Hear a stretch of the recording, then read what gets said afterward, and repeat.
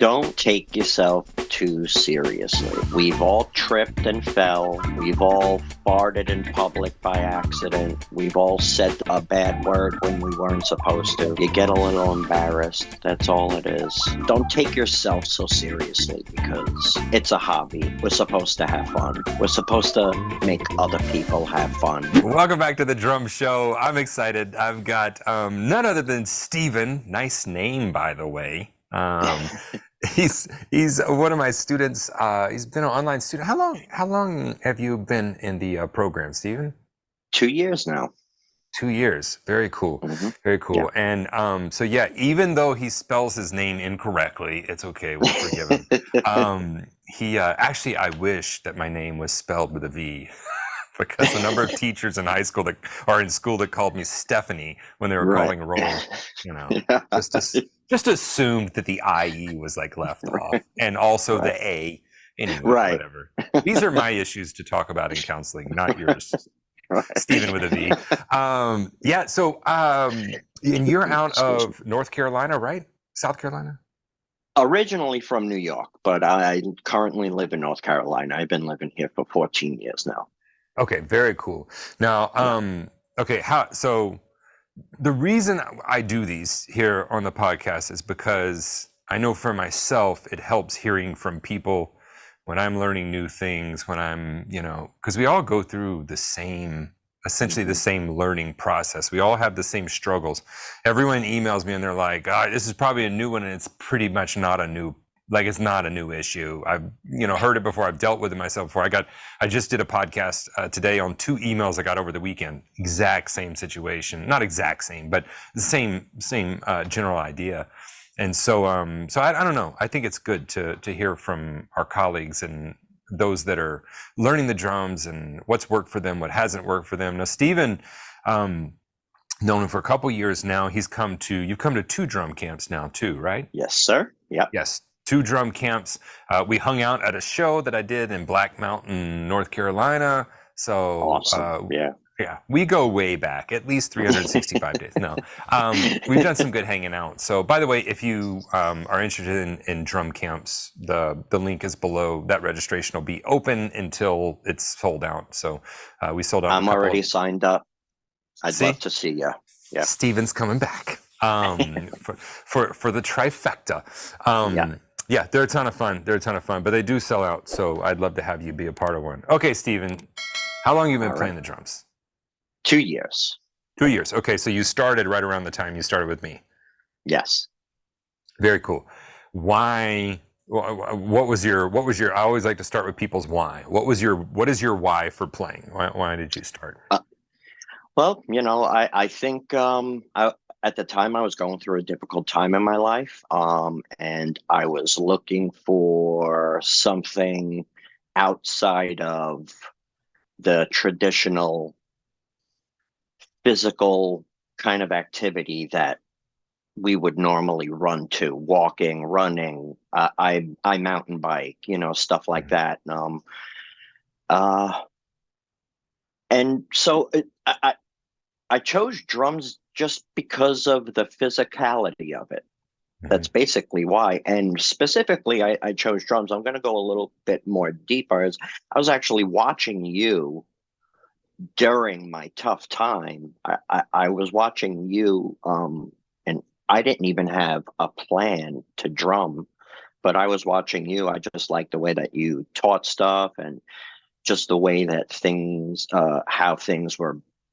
how music was made. I appreciated the way that you were explaining that, because music is therapy for me too. So that's what led me to drumming. I just said one day I'm looking for a hobby. I want it to be physical. I want it to be challenging. I want it to be fun. It's all 3.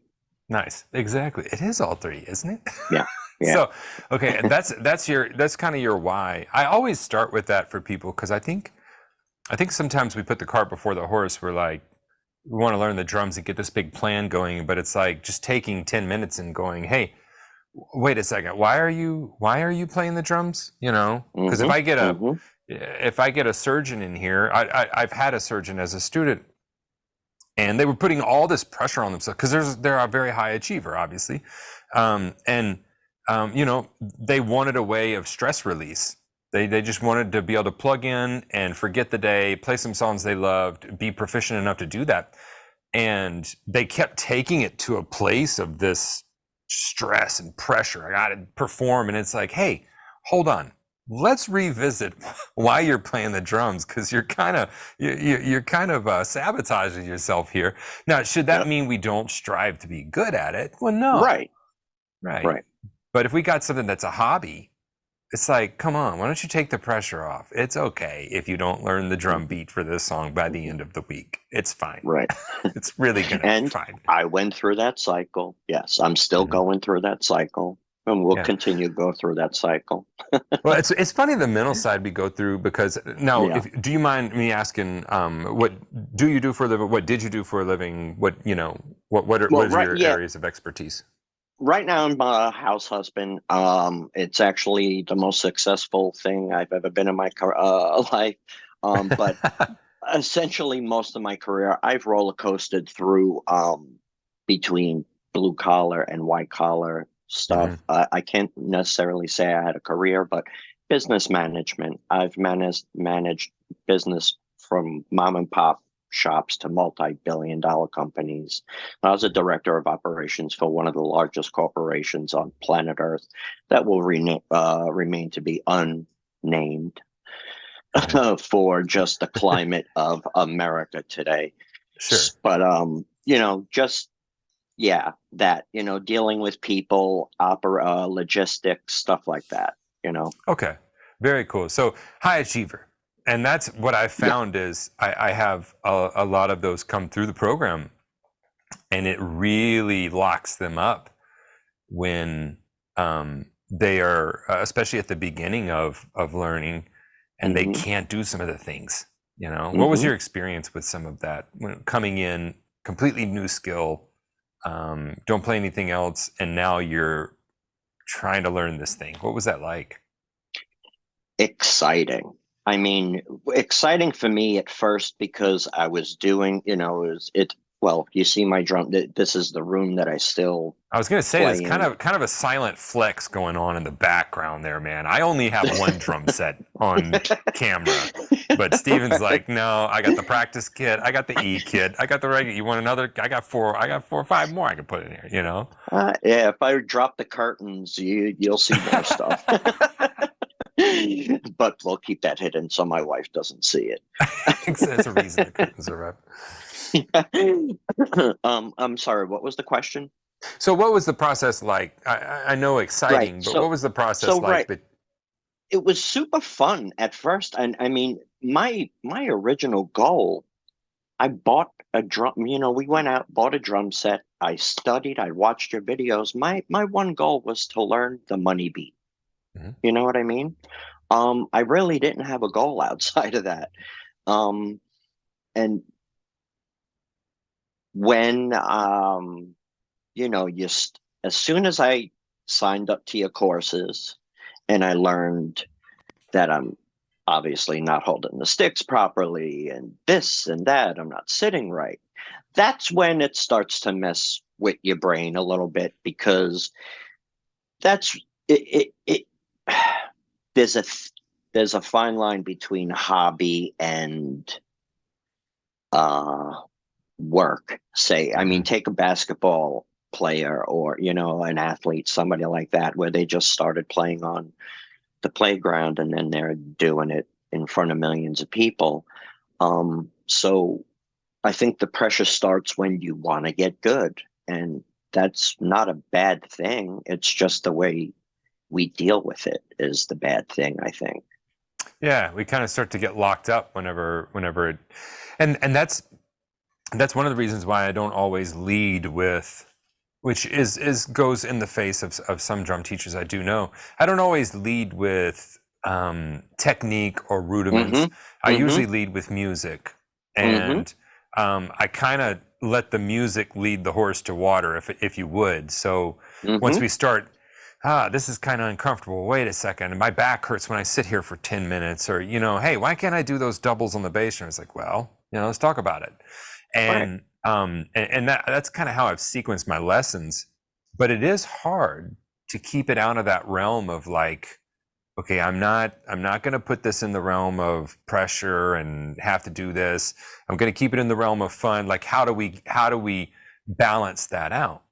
Keeping it a hobby, staying consistent with our practice time, those types of things. Because really, and I know you and I have talked about this before. So when it comes to a new habit, what we as people are seeking is identity change. We're seeking a change in identity. There's something within ourselves that wants to change to this new habit.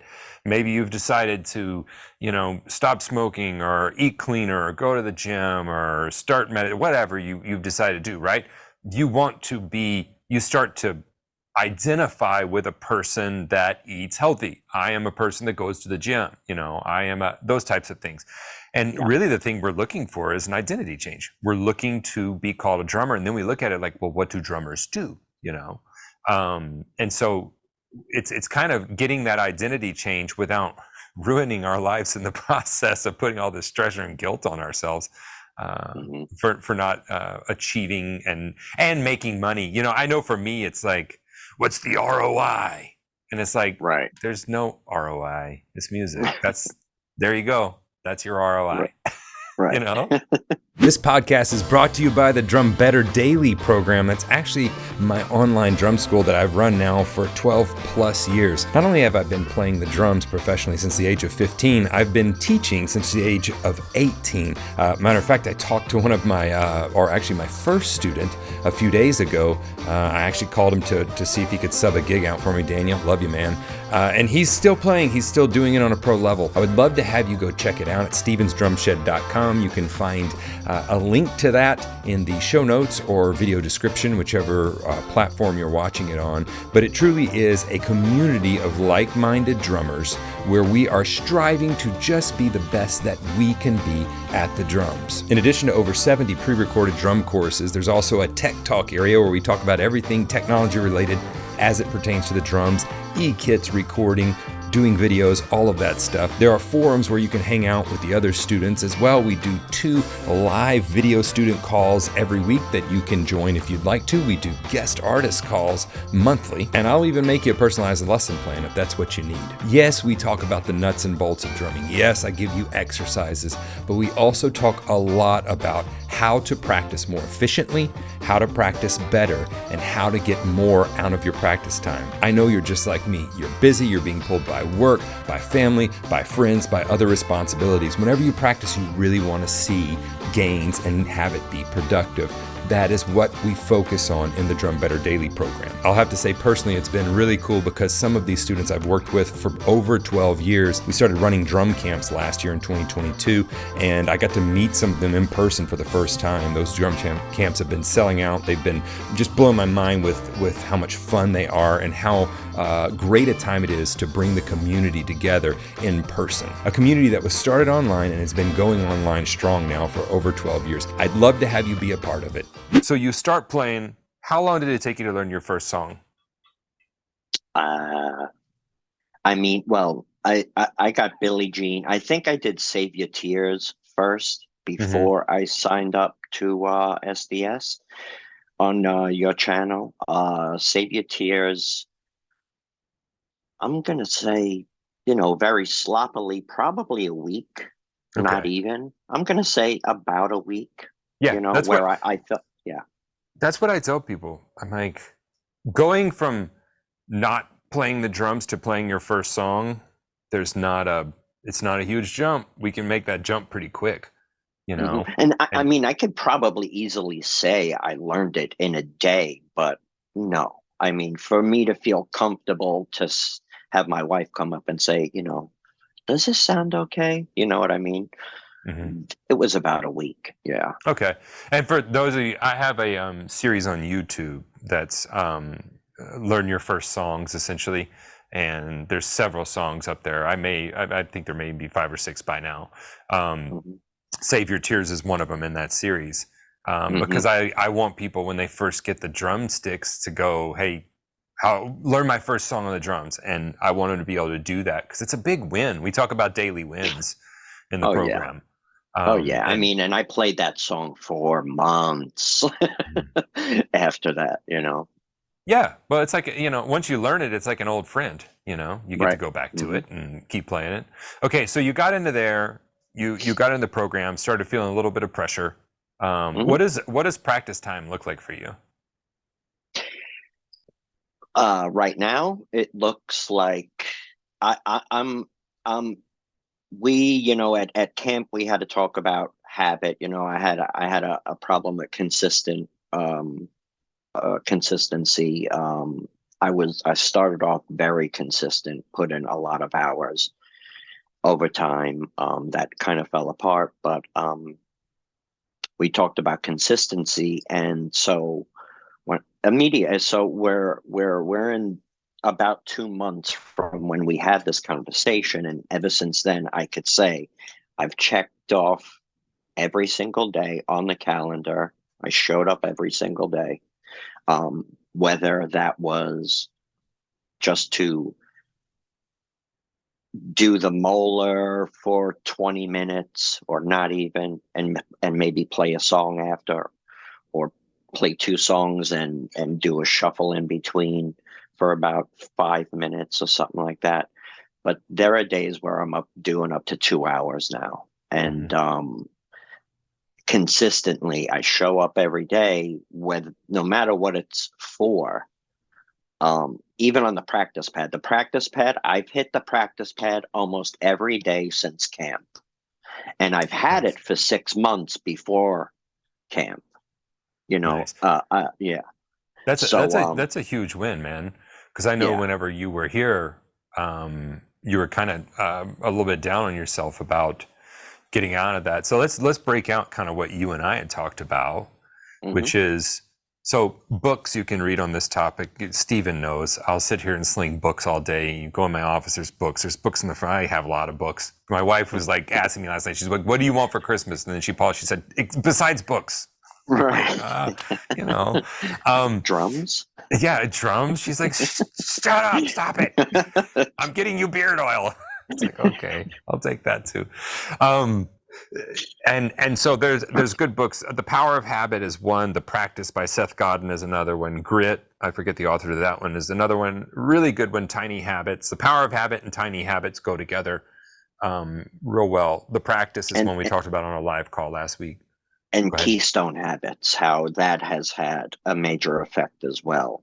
Yes.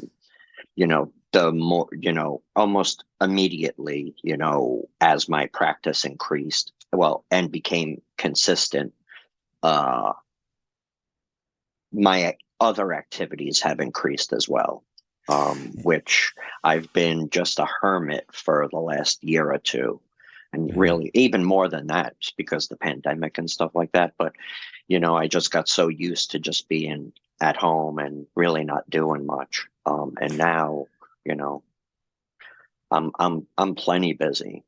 Yeah, and that's, so we talked about Tiny Habits is a good one for that one. The Practice by Seth Godin's a real good one for just kind of like continuing to do this thing. We just show up. We just don't quit. That's essentially it. Right. Um, and so Tiny Habits is a really good one to start with, that book. And what it talks about is, and what it kind of happened with you, oftentimes I have players and students that their practice time has fallen apart. So they try to get back on. It's like, I'm going to practice 2 hours a day. I'm going to do that. I'm like, hold on. No, you're not. Like, come on. No, you're not. You and I both know you're not going to do it. So just, let's just be honest. It's like, okay, yeah, I'm not. I'm going to say I'm going to do it. I'm going to get there. It's going to seem too daunting and I'm going to quit. Right. So whenever whenever we're looking to instill a new habit or see that identity change, or whenever we're looking to get our practice time back on track, because all of us are going to have it fall off from life. The most important thing is not drumming. The most important thing is the habit itself.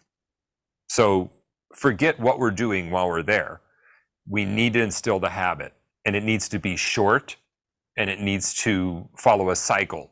And the cycle is, there's some kind of trigger, there's the actual activity, and then there's the reward. Right? That is how all habits start. That's how all addictions start. That is the cycle we go through as humans. So if we can make it something short, I am going to practice the drums for 5 minutes a day. That's it. That's what we're focused on. It's the habit of showing up. I actually don't care if you get much done in the practice time the first couple of weeks. I just want you to start doing that habit. Right. And if we attach it to another habit, you're talking about keystone habits. If you attach it to another habit, it's easier to get there, right? So here's an example of, and I think we were talking about this. Here's an example of something. I just finished lunch, and after my lunch, I'm going to walk upstairs and practice the drums for 5 minutes, and then I get to make my afternoon coffee. This would be like my reward, right? So there we have a trigger. You just finished lunch. It's something we do every day, right? I mean, maybe not every day. Maybe it's breakfast. Whatever you do every day, we want to make it something that's consistent. The activity, which is you went upstairs and you practiced. And then we have the reward. I got to make my coffee. A reward can be anything. It can be a little piece of, Werther's candy. It can be you get to spend 10 minutes perusing social media if you want to do that. It's no reward for me, but I can go outside and play with my dogs. Whatever that looks like for you, but there's some kind of small reward. And after we do it for a couple of weeks, what they found is that we as humans start anticipating the activity more than we do the reward now. We start anticipating the habit itself because we are creatures of habit. We like to be in a habit. We like to do those things and set schedules. And so, and then the thing that you talked about, keystone habits, we can do habit stacking and use something as a keystone habit. So after you've done your drumming, because going from 5 minutes of drumming a day to 30 minutes is pretty easy. Because once you get in there, you don't want to do 5 minutes. But I'm telling you, if you're trying to start the habit, only allow yourself 5 minutes. Go do 5 minutes and then leave. And then come back the next day. It's the habit we're after. Extending the habit is actually not very hard. And then once we get that good and ingrained, then we start stacking other habits underneath it. I also wanted to start walking. Every day after I, finish my practice time, I'm going to go on my walk. So whenever you do this one trigger habit or keystone habit, it triggers all these others, as well as that one habit starts to trigger you wanting to get other things done in your life. It's like somebody, I gave the example, I think of us, when someone stops smoking, which I don't care if people smoke, like it's fine, whatever you want to do, you do you, right? But whenever you find people stop doing that, there's a couple of things that happen after that. Most of the time, they feel healthier. And when they feel healthier, they want to start doing things that are also healthier. So a lot of times you find them, hey, I'm going to start walking. Hey, I'm going to start eating better. Then all of a sudden they start dropping weight. They get and. So it's this keystone habit that filters down through the rest of their life and causes a ton of change. So you said that that's kind of started happening because we did talk about that happening with you. Yeah, actually, if I could just give a little example, Apple Watch, how they track your movement and exercises and stuff like that. So, like a version of after lunch. So after my movement ring is closed, that's my sign to go and practice drumming. And my goal still is show up for at minimum 15 minutes a day. So I will give myself 15 minutes a day at least. But sometimes it will go longer. Sometimes I've sat down for up to 2 hours and even longer than that. And then my reward is taking the dogs for a run out back because, they love it. I love it. We have a lot of fun. I've also created a different system, and I wanted to talk to you about it because I don't know if it does the reverse thing. So I'm doing that, and not only am I walking my dog, like there's just other things that I've neglected around the house that I'm just I'm already, looking for things to do because I'm all caught up, there's only so many trees I could cut down and manicuring of lawns and stuff like that to get my house back up to normal. I've painted almost every room. But what I was going to say is I also have a little system where drumming is my reward. So sometimes I drum practice twice a day. And I don't know if that is going to cause a problem, but right now it's I'm having a lot of fun doing it. So like, No, what so that's no problem. I don't want to interrupt you. That's not a problem. no, Drumming more is not the problem. It really, the first problem you have to solve is instilling, and that's kind of what I told you and what I tell everyone else. Motivation will take care of itself. If we just get the habit going, we become motivated, and you're kind of seeing that, like, oh, it's become the reward. That's what I kind of said earlier. The activity becomes the reward eventually. So that's kind of what I wanted to happen. That's awesome. So you're kind of, I know I interviewed Pooley not too long ago, and he was saying the same thing. You can find that interview on the podcast as well. Another student of mine, and he was saying, he's like, yeah, now whenever I'm got 5 minutes from work, I run upstairs and I, bang around. I waste, he said it's kind of my reward for the day. That's cool. Yeah. So you're getting in multiple practice sessions in a day. Absolutely. Yeah. I mean, there'll be times I'll drive my wife crazy. A commercial will come on TV and I'll be like, oh man, I wonder if I can play that. I'll get up and I'll just go see if I could play it really quick. Or she'd say, she says that she knows the difference between me regular zoning her out or if I'm drumming in my head. That's hilarious. Yeah. Spouses are funny. Kelly, she'll tell me if she's having trouble going to sleep, she'll say, hey, tell me about, something with the drums. And I'm like, why? She's like, it puts me right to sleep. And I'm like, that's the worst.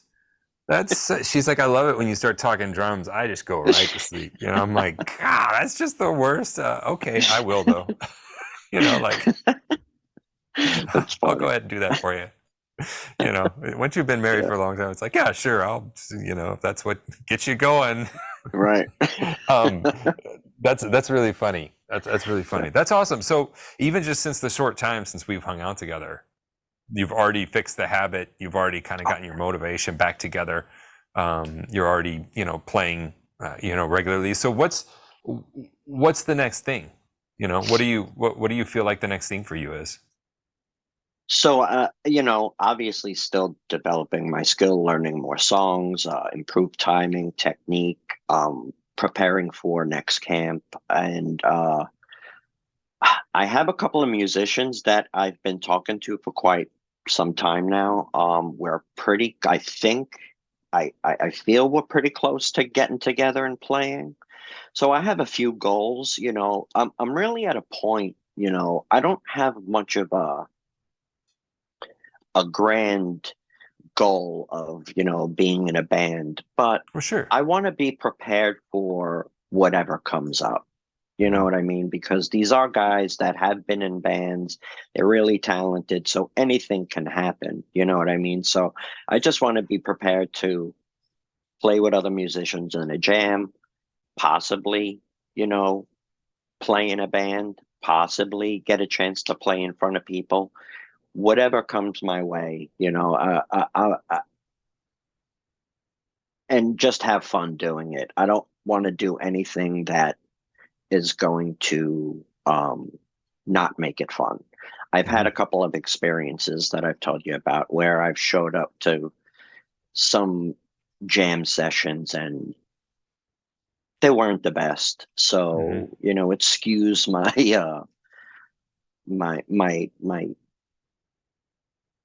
well, it takes you away from the purpose of what you just told us, at the beginning of this. It's like, no, my purpose for this is stress relief, a new hobby, have fun, and so whenever it takes it out of that realm, and that's an okay thing for us to set those guardrails. For me, drumming is a career. Drumming is, when people say, when you get home or you just, drumming for fun, I'm like, I have drums here all day. Yeah, drums are just kind of part of life. I was cleaning some over the weekend, I mess with them. But as far as like hobbies, I do other things for hobbies, as well, or learn other instruments that have become kind of my hobby instruments instead of the drums. Cause this is, it's different whenever, like, if I don't do this correctly, people at my house don't eat. That's a different pressure on drumming and stuff. So So yeah, I that's not, obviously I don't have that, goal in mind, but if it ever happened, whatever happens, I'm open to anything. I really am. I mean, we'll see. We'll see what happens. that's awesome. That's kind of, yeah, that's just kind of where I am, is like I'm really just open to anything, and I just want to be prepared for whatever comes at me. That would be cool. Well, I like that you're looking to playing with other musicians. I like that you're Abs- looking to, keeping those options open. I tell people the faster you can play with other musicians, the better. I think it's the best, Yeah. even if you Yeah. don't, even if it's just you with, I got one student, he said, yeah, it's just a dad rock band. We just get together as the neighborhood dads, and we get together, twice a month, and we jam it. He said, sometimes we do a party in the neighborhood and we'll play. And I'm like, that's Mhm. awesome. That sounds amazing. That's sounds awesome to me. Yeah, I'd love to do something like that.